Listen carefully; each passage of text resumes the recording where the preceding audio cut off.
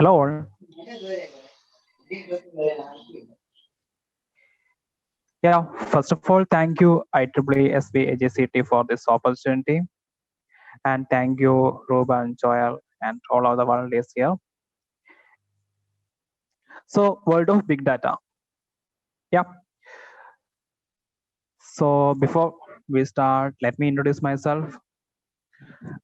Myself, Midun. I'm currently working as a data analyst at Hasher Technology and one of the co-founder of Rivertech IT Solutions.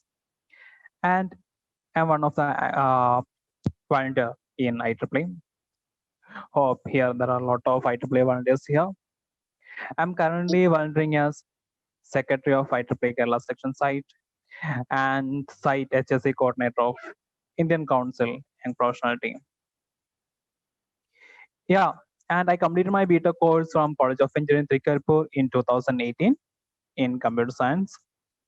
And I was a former chairman of IEEE SBC during 2017 to 2018. Yeah, big data. So moving to big data. Yeah, what is data? Anyone? What is data?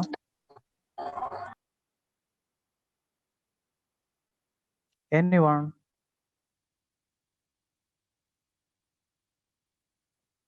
Anyone? What is data?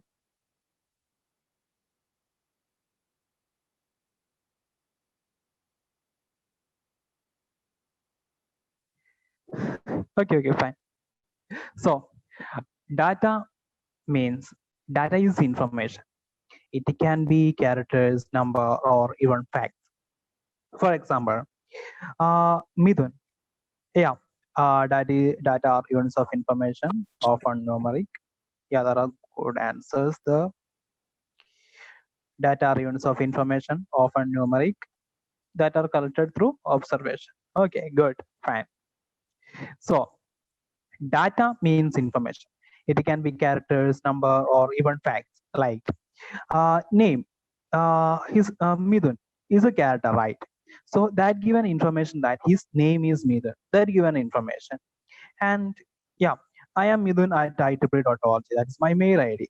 So that given information that his name is, his mail ID is, I am Midun at IEEE.org. So 34. 34 can be a number or even age or anything.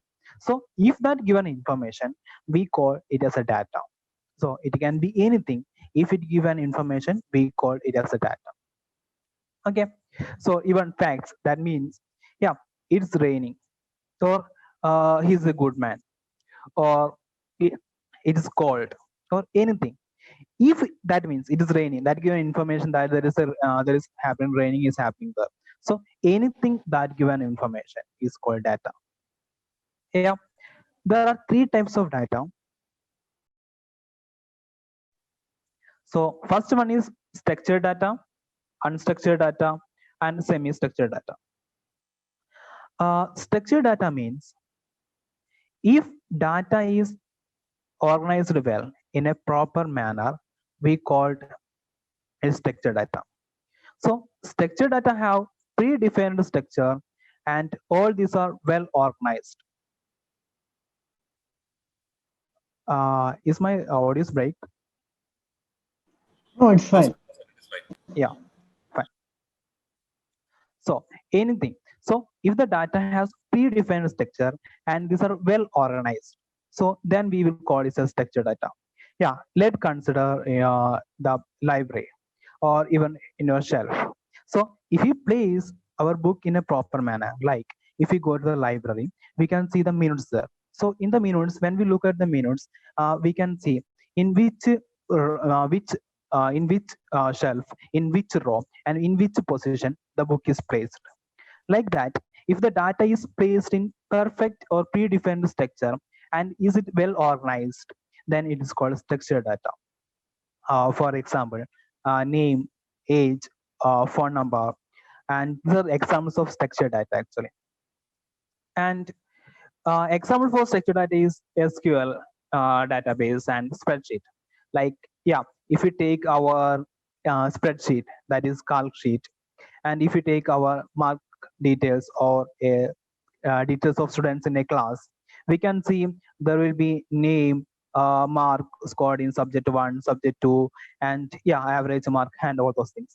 So the name, in the column of name, the characters will only occurs. That means it does not contain any numbers or mail IDs. So it is predefined. That is, the name should be characters or the mark should be integers, all those things. And in the case of unstructured data, it is there is no predefined model. That is like our own shelf. That is, we place our books anywhere, any place. It does not provide any order that we can place in anywhere. Like for example, is text file, images, video, mail. These are the examples of unstructured data. And in the case of semi-structured data, it is a form of structured data actually, but it does not obey any formal structure or data models. That means it should be in the form of structured data, but it does not. That is means, yeah, if we consider the HTML file or XML sheet, all these are semi-structured data. That means it does not obey any formal structure of data models. So these are the three types of data. Yeah, and this is some of the statistics actually. Yeah, so I started my career as a data analyst, and it gave me the huge opportunity to understand the world of big data and the curiosity to know what is big data and its opportunity have been soaring around the world in the last few years.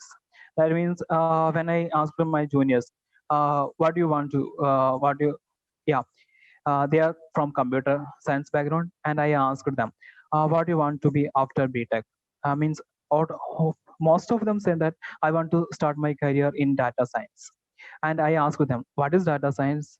They said, but that I don't know, but I want to start my career in data science. So everyone want to start their career in data science, but I don't know how many of them are ready to know what is actual data science or what is actually big data field. So now, and it's time for COVID-19. Most of our times are in social medias, and in the last or before or 10 years, we don't have any social medias.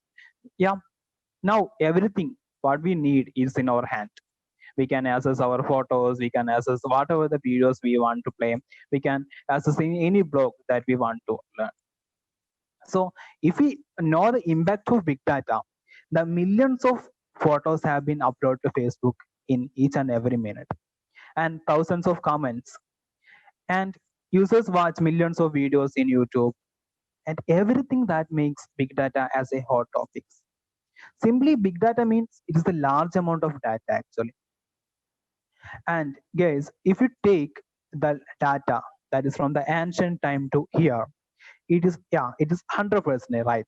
That is from the ancient time to here. And 90% of this data is generated in the last 2 years. That means the 90% of data that is generated in the last 2 years. So that much data is generating each and every day. So simply big data means it is a massive data. So we can refer massive data as big data. Yeah, there are some things that is large amount of data. It can be, yeah, big data can be, it can be structured, unstructured, or forming both. That means semi-structured it can be. And uh, if we take the normal databases, so we can store only the structured data. But in big data, it can be structured or unstructured or any form. And from emails, banks, social media, from everywhere, data is generating.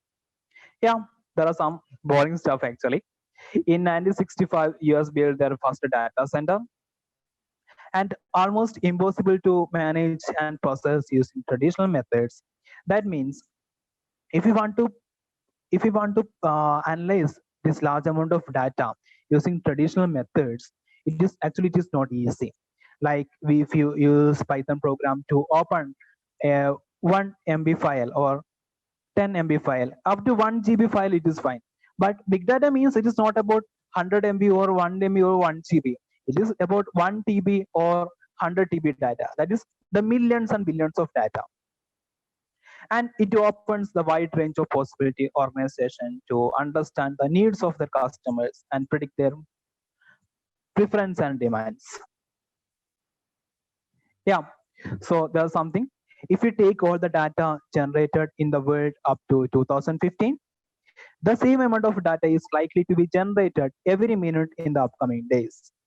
That means if we take the data that is world up to 2015, the same amount of data is generating each and every minute for the upcoming days. That is, if you take the data up to 2015, it is 100%. Yeah, or 1 TB data. Just think that is 1 TB data up to 2015. The same amount of data is generating in the upcoming minutes. That means this large amount of data is generated each and every minute. Okay, and the social media messages are going viral, and we are using for different purposes for data centers, cloud, and geographical areas. Yeah, simply the big data means is a massive amount of data. It is not about 100 MB or 1 GB data. It is amount of large amount of data that we cannot process using the traditional methods. So these are the characteristics of big data. That is 5 V's of big data. Yeah, the first one is volume. The volume means simply it is a large amount. Yeah. So one of the main features of big data is volume. A large amount of data does not make it useful for a user what he wants from this large amount of data. Yeah. So there's a large amount of data. Suppose there are 1,000 or 10,000 lines of data. We want single line from that data. That is the user information. What the user need is in the 9,999 line, 99th line. That means the rest of the lines are waste actually, right? So what we want from this large amount of data is one of the most important thing, and storing this large amount of data is one of the huge problem that we faced. So there are large amount of data we have to store somewhere. And yeah, what is velocity, guys? What is velocity?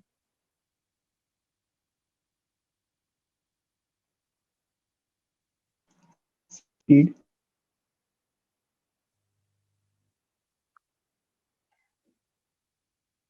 I thought everyone from displacement by time. Okay. Otherwise, yeah, simply it is the speed, right? So yeah, I already said that 90% of current data is generated in the last 2 years. So that is a massive amount of data is generating.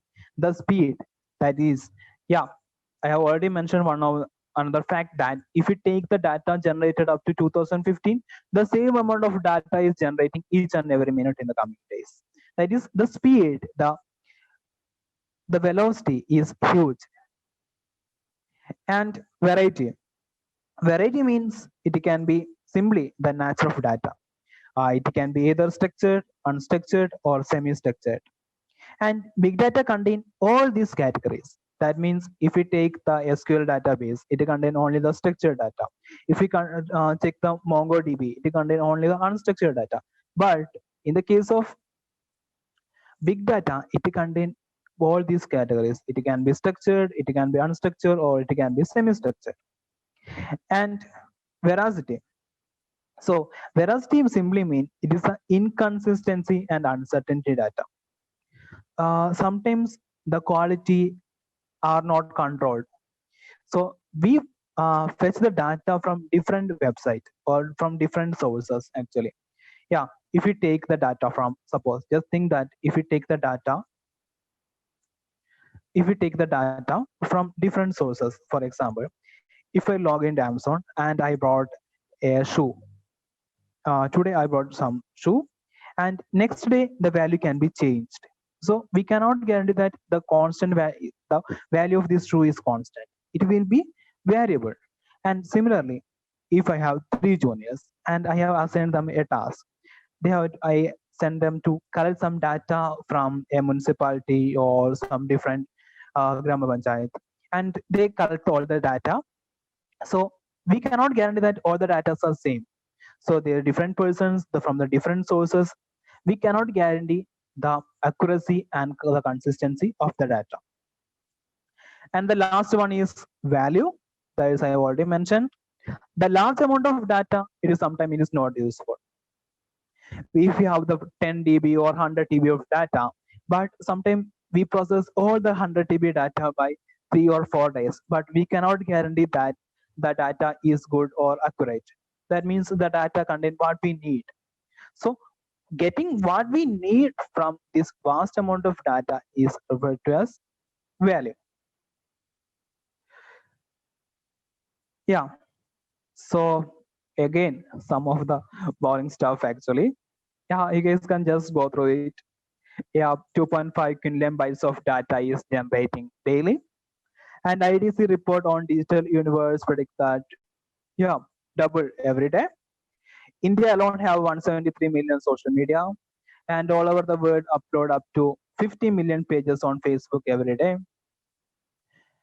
And yeah, all these things, that means only, yeah, all these you guys can see, it's only for what me means is big data is a huge topic, and the opportunity in big data and in the data field is high rather than we think actually. Yeah. So big data analytics is primarily used by companies to facilitate their growth and development.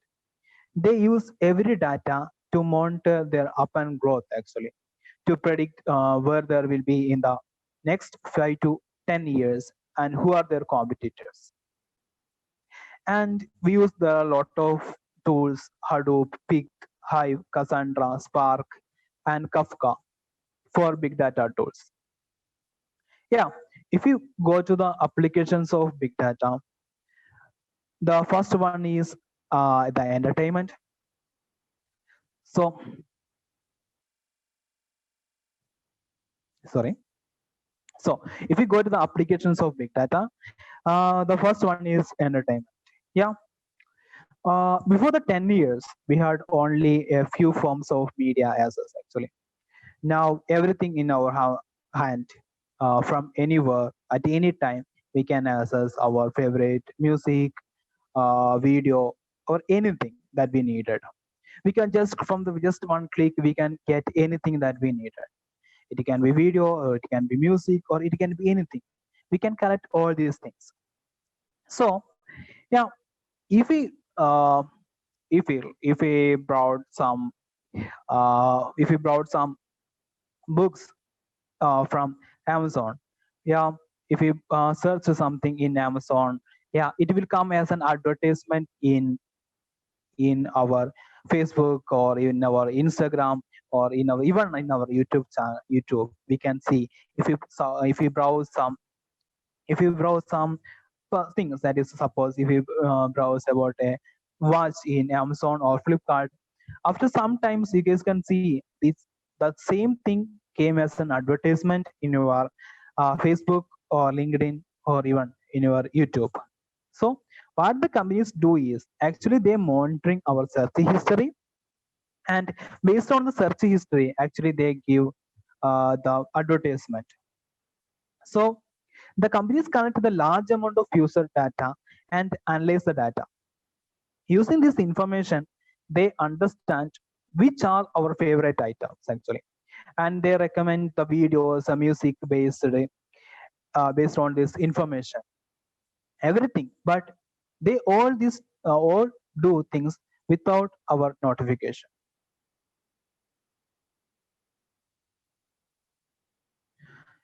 And so if we browse some food items or anything, it come as an advertisement in YouTube or anything.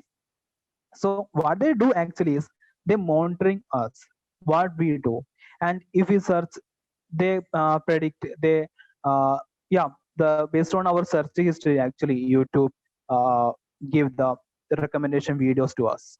So what they do is they analyze our search history, and based on that they give the what type of videos, what type of music we like, and based on that they give the recommendations to us. And E-commerce, yeah, in e-commerce, based on our history, the Amazon or Flipkart, they give the recommendations actually. And benefits of individual quantification and performance optimize. Yeah, for data generated in wearable devices, and based on that, we can analyze our calorie consumption and sleep patterns, our diagnostic purposes,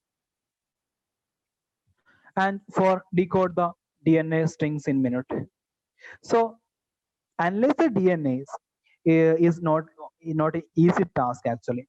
So it may takes the more times to uh, DNA analyzing, decode the entire DNA strings.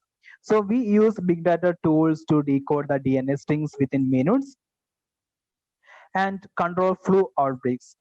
Yeah, in the time of cholera spreading, the US government or UNA used the big data tools to analyze the flu, spreading of cholera in different places. Yeah, sport performance, player provide feedback and improvements, smart technology to track the nutrition, sleep, and as well as social media conversation. Yeah, we can. Yeah, there is a controversy in the US, and based on the Twitter analysis, they predicted who will win the election. And how many of you watched the film in Tamil? If I start by, I forgot his name. It's about data. Yeah, it's started by Vishal, named Irumbudurai. How many of you?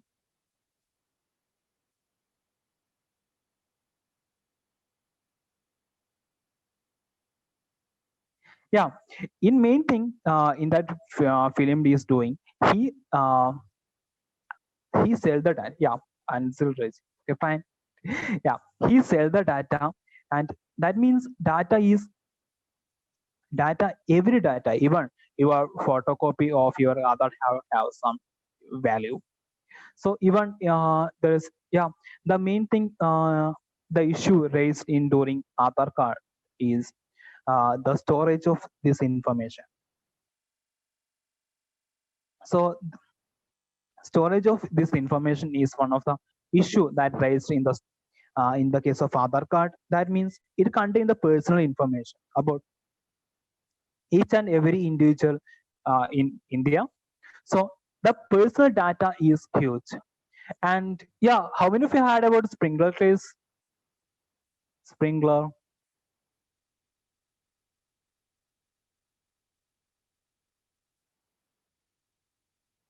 No one?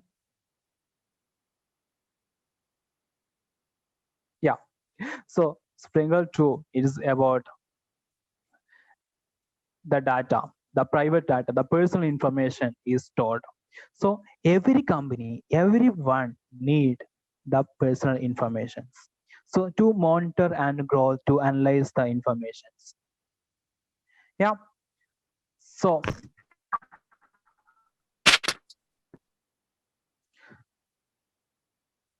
the news possibilities and improve science and research.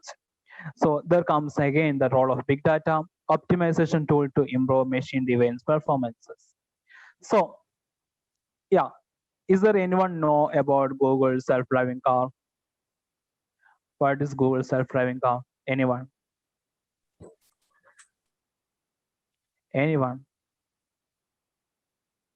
Yeah, Joel, can you unmute and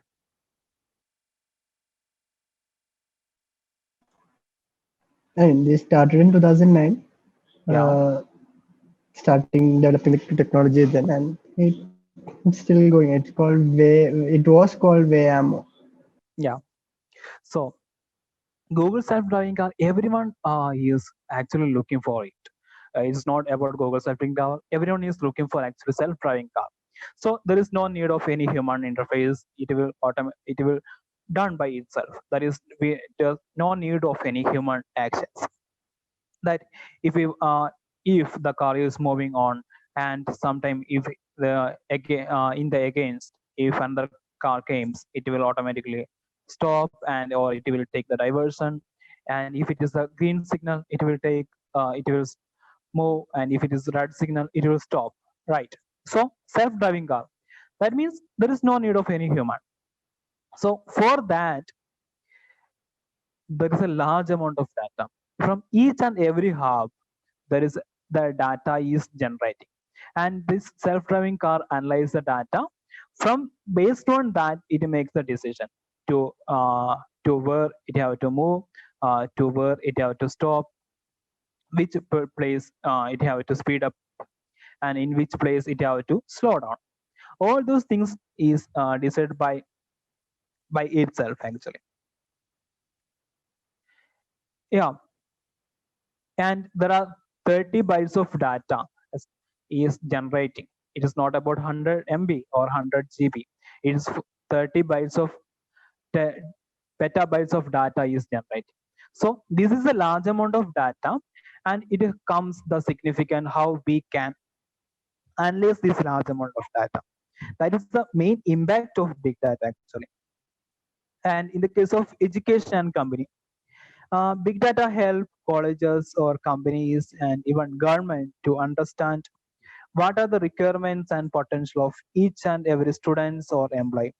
Yeah, like that means, so if we take uh, the students in a college or even in an institution, based on their previous work, we can find which student is good, which student needs some push, what are the issue that he faced. And even in the case of a country, uh, if the ministers and even or if the prime ministers are good, he can easily monitor the growth and development of an individual in that country. So they can analyze the data and they can find what are the issues faced in each and every person. So scope of big data. Yeah, most of the data is generated in the last 2 years is already is moved to Hadoop. That means the data is generated. So that is the 90% of data is already in the Hadoop system. Hadoop system is one of the best big data tool. And if you want to start your career in big data, I recommend is to Hadoop, because Hadoop is the best analytical tool for processing data. Yeah, we will later discuss about Hadoop in details. And the users of big data is range from even the small startup to Google, Facebook. And so most of the companies are working with big data, and there's a huge demand of big data analysts. So if you want to start your career in big data field, there's the opportunity that is actually data engineer, data analyst, big data engineer, machine learning scientist, business analyst, data visualization developer, business intelligence engineer, BA solution architect, BA specialist. So these are the different options, that is different positions you can available to start your career in big data. And and there is a quote that is, data is waste if we cannot find its value.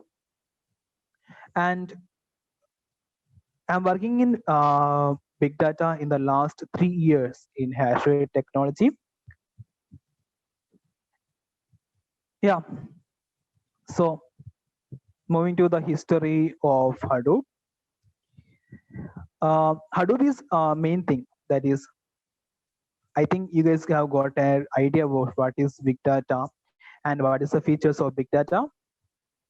So the data is generated in the last 2 years already moved to Hadoop, and Hadoop is one of the best tool in big data.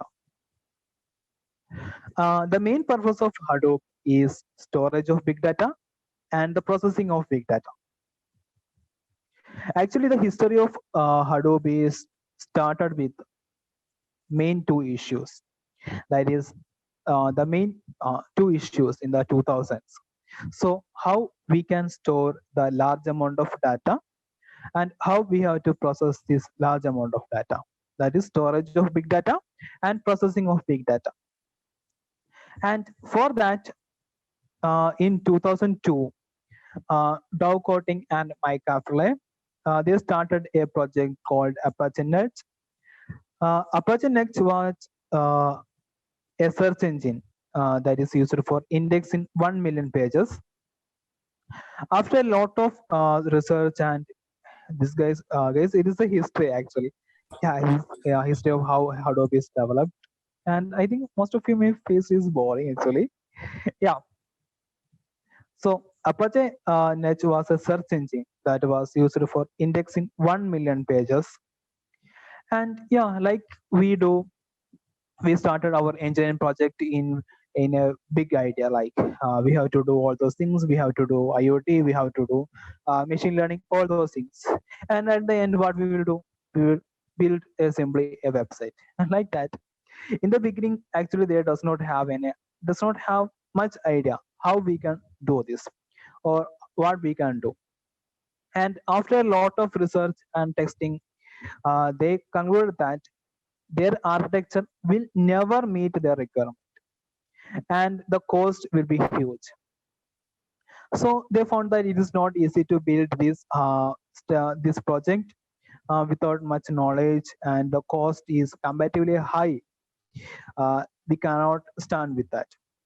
And at that time, in 2003, Google published a paper. Google published a paper called GFS, that is Google File System. It is actually done by Sanjay. Yeah, it is done by Sanjay Gawat and I forgot his name. And the main objective of GFS was storing this large amount of data. Yeah, so they started the project based on two issues: storage of big data and processing of big data. And in 2003, they came across GFS. So the first issue is solved, that is storage of this large amount of data is solved. And Dow Corning and Mike Afrele started to implement Net project based on GFS. But GFS suggests only one idea, that is how to store data and how to process this large amount of data become again a big question. And that time Google published another paper called MapReduce, and they started to implement MapReduce in 2004. In They implemented it is on 20 nodes actually in 2004. And in 2006, Dow Corning understand that it is not easy to do by self. Means I can't do it by my own self, so I need much more support, and I need much more engineers, and I need much more resources. Then only I can implement this project. And so that he joined in Yahoo in 2006.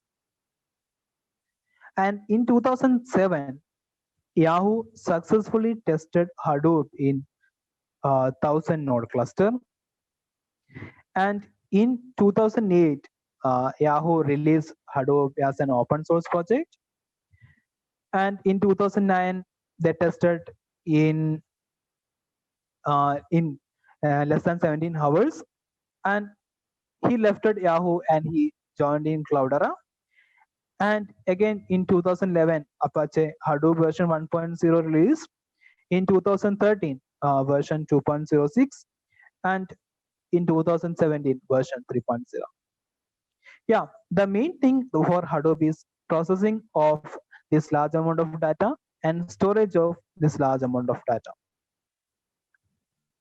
Yeah, so we have to store this large amount of data and we have to process the large amount of data.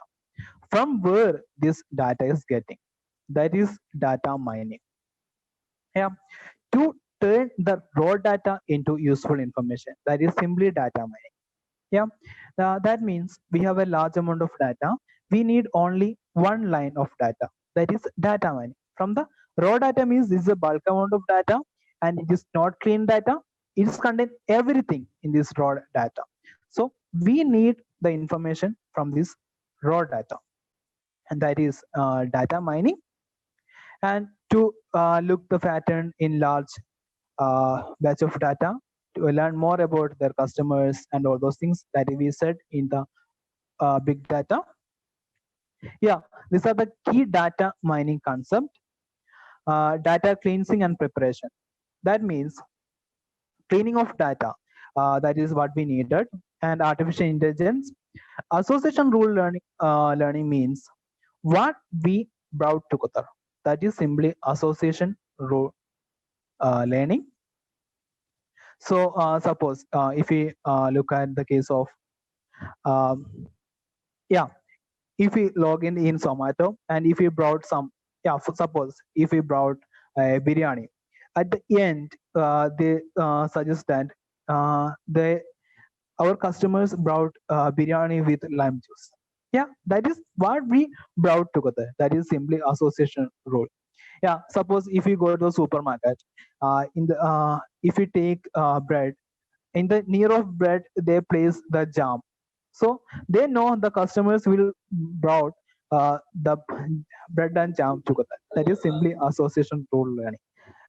Okay, so in the case of clustering and classification, these are machine learning algorithms actually. Clustering means, yeah, so first we can talk about classification actually. Classification means suppose there are 1,000 photos of Tom and Jerry, and if we classify them Tom and Jerry, the student will understand that which is Tom and which is Jerry. And if we give another photo, maybe Tom or Jerry, student can easily say is it Tom or is it Jerry, based on the previous information that he got. That is, from the classification he could understand that these are the photos of Tom and these are the photos of Jerry. So if he got any another pic, he can easily understand that this is Tom. That means we classify the data already. Clustering means we does not classify the data, that we does not say this is Tom and this is Jerry. We simply understand that the big ear is the characteristics of Tom or Jerry, the small nose or some of the features actually. So based on the features, we cluster means we divide them into groups. So based on that, we form the clusters actually. And data analytics analyze the data, and data warehousing means storing this large amount of data in uh, Hadoop or some ecosystems. Yeah, benefits of data mining. Actually, it increases the revenue, understand the customer segments and preferences, and acquiring the new customers.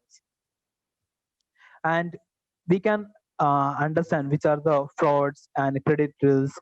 And based on the clustering or classification, actually the Google spam filtering is working. That is, we can see some folders in our Gmail that it is spam folder. So what Gmail do is they understand, they analyze the previous mails, and they came to know that these are the spam mails. So based on the classification, actually they do spamming. And steps of data mining. So before we start data mining or any other project, we have to understand the business understand. So what we do with the business. So how we can easily do it, or what are the requirements of that business. And after that, we have to understand the data, which is data, and what are the characteristics of that data. And after that, we have to prepare the data from this large amount of data and model the algorithm and evaluation of our model, that is it okay or not. And after the evaluation, we can say, oh, I have done the correct way, I have done the correct step. So after that, I have to deploy it. So web mining means simply uh, crawl the data from the website. That means I have to crawl the data from Amazon, Flipkart, or even from the LinkedIn. I have to crawl the data. So that for purpose, web mining is using the main tools that we use for web mining is it is Hadoop. Sorry, it is Spark. It is Scrappy, or it is Beautiful Soap, or Beautiful Soap is a tool. Okay, and Python request and all those things. And you guys can build your own tools for web mining. Actually, we developed a tool called Scrapperlinks for web mining, and every company needs that data from other competitors. That is, I'm currently working in Hashwave. Hashwave is mainly for web mining. So our clients are Amazon, Flipkart. Flipkart came to us to crawl the data from the Amazon, and Amazon will say, "I want the data from Flipkart." Yeah, what we do, we simply call the data and give it to their competitors. And eBay will come and say, I want the data of Amazon and Flipkart. So I will call all this data and I will give it to competitors. Yeah. So this is the architecture of Hadoop. Hadoop have mainly the first one, the HDFS. That is, HDFS contain name node, data node. So HDFS means simply Hadoop distributed file system. Actually, it is a distributed file system, and HDFS is fault tolerant and is designed to develop on low-cost hardwares. Uh, HDFS is actually on master-slave architecture. That means the master and there will be slaves. The master will order and slave have to obey. That is simply master-slave architecture. And HDFS handles this large data set. It can be both structured or unstructured. Yeah, the name node. So name node is the act as a master node in HDFS. Actually, it plays the role of recorder of metadata for all the blocks in it, and it contains, that means it contains the information about metadata, means it is the information about all the data nodes in it. That means if we take 5 nodes, that is 5 different systems in a cluster, there will be a name node and there will be a data node. Name node will be the master node, and it contains all the information about its slaves, which are the slaves, which are the data nodes present, and it contains information like size, location, source, and it records all the changes that happen to metadata. And we have to know another term that is called block. So in Hadoop, the HDFS split the large file into small files. That is, suppose it's a 1 GB file. It is split the data into 10 parts. That is, each contain 100 MB. Okay. So Hadoop splits the large file into small chunks. That is known as block. Uh, block is a physical representation of data, and yeah, minimum it is 256 MB is the block size. And also name node collect the frequently from data nodes.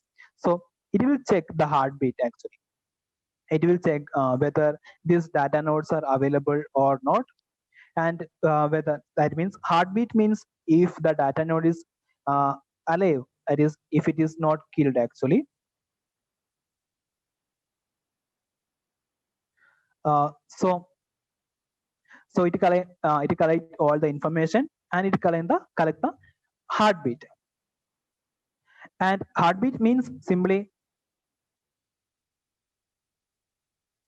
sorry, heartbeat is a signal that is sent by the data nodes to the name nodes. That means the slave nodes to the name node. And data nodes, these are the data nodes. Data nodes act as the slaves in HDFS. Data nodes accept the information instruction from the name node, such as like deleting the block, adding the block, and adding the information and all those things. And this actually data node store the data, and it frequently send the heartbeat to name node. That yeah, suppose there is a team of 5 people. One will be act as a name node, and or other four will act as the slaves. These four have to send the information that I am still alive. You can send me the instruction. You can send me the client to write the data or read the data.